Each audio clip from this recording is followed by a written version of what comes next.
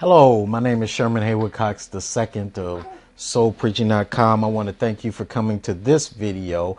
I wanted to answer a question. Somebody emailed me and asked me, how can you celebrate when your sermon is about repentance or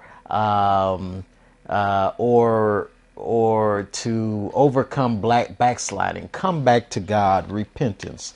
How do you celebrate? And the answer that I gave him was what I like to call a celebrative challenge. A celebrative challenge.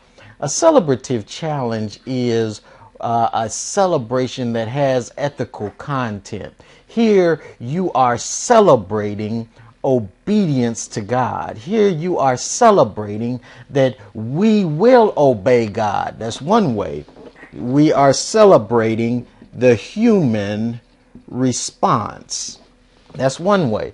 You are celebrating the human response. We will obey, much like when the old covenant was when the covenant was given to Moses, and the people of God said, "All that you have spoken, we will do." A celebration ensued. That is a celebration of the human response to what God has done.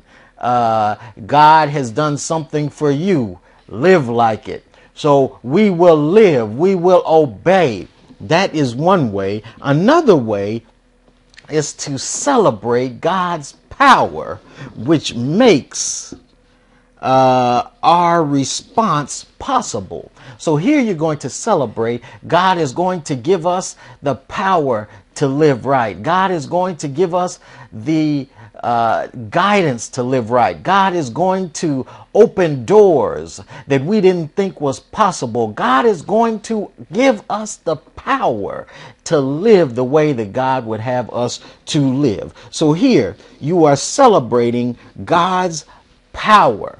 So in your sermon about repentance, the celebration is God has given us the ability to fulfill that which He has asked, that which God, has asked us to do.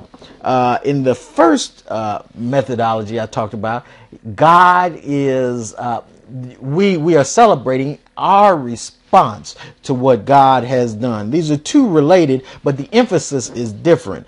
God gives us the power and then we obey.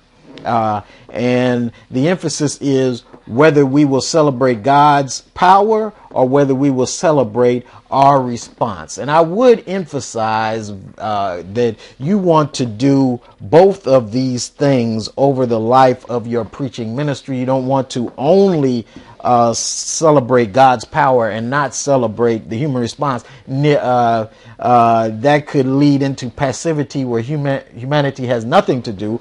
You don't want to emphasize the human response and never emphasize God's power, because then that could easily degenerate into legalism and us doing this on our own without the power from on high. So the celebrative challenge is an important component. I definitely believe that in most of our sermons, we should have a celebration, and in many cases, we should have a celebrative challenge. Once again, this is Sherman Cox II of SoulPreaching.com. I want to thank you for coming to this video and audio, depending on how you got this. And I encourage you to go to SoulPreaching.com. Find other resources just like this one. God bless you and keep on preaching.